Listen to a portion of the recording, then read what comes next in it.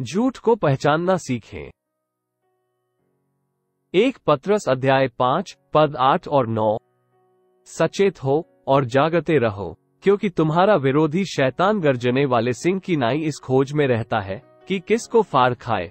9 विश्वास में दृढ़ होकर और यह जानकर उसका सामना करो कि तुम्हारे भाई जो संसार में हैं, ऐसे ही दुख भुगत रहे हैं। इफिसियों अध्याय 4 पद 27। और न शैतान को अवसर दो।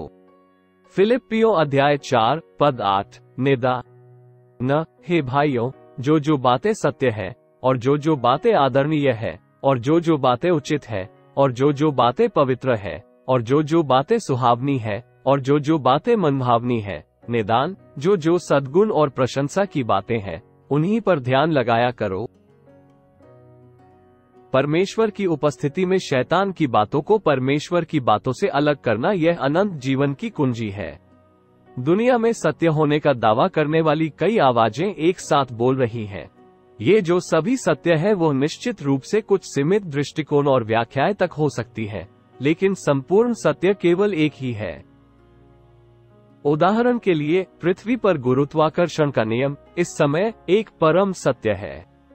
इसे एक निश्चित बिंदु तक हेरफेर किया जा सकता है, लेकिन इसे कभी भी पूरी तरह से मिटाया या अनदेखा नहीं किया जा सकता। यदि आप किसी इमारत से बाहर कूदते हैं और आपके ऊपर कोई अन्य बल काम नहीं कर रहा है, तो आपके पास जाने के लिए केवल एक ही जगह है, वह है नीचे जाना। जब यीशु स्वयं को मार्ग, सत्य और जीवन कहते हैं, तो उनका तात्पर्य संपूर्ण सत्य से है, न कि अनेक सत्यों में से किसी एक सत्य।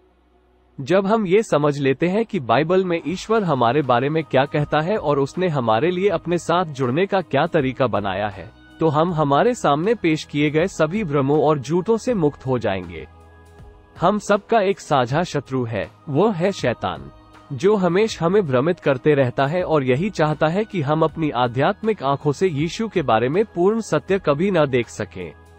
इसलिए वो हमें परमेश्वर की मुक्ति की योजना से दूर रखने और वास्तव में परमेश्वर के प्रेम का अनुभव करने से दूर रखने के लिए लगातार हमारी ओर झूठ के ज्वलंत तीर फेंकता रहता है।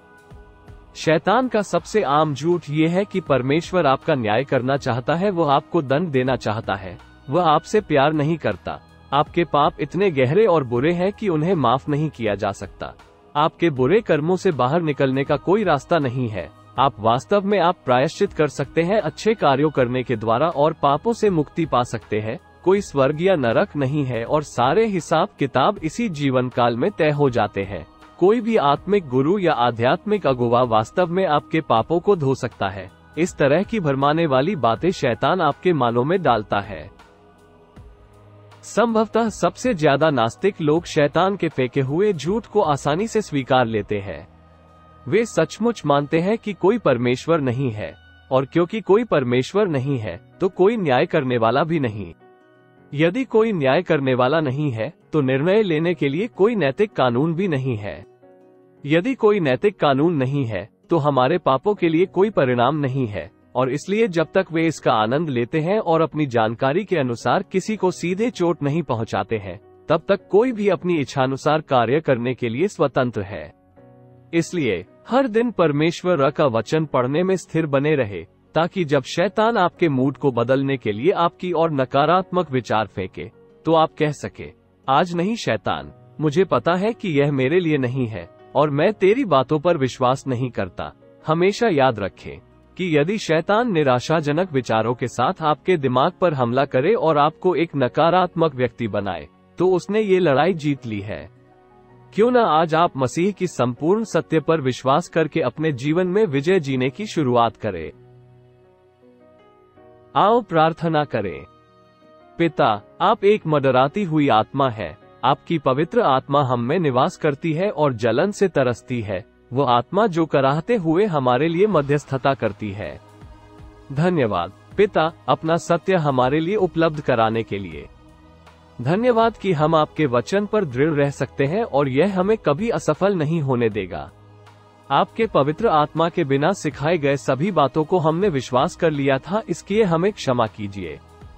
हमने आपके वादों पर विश्वास करने के बजाय केवल हमारे लिए मायने रखने वाली बातों पर विश्वास था, इसलिए हमें क्षमा कीजिए। हमें सिखाए कि हम कैसे शैतान को अपने जीवन में काम करने से रोके।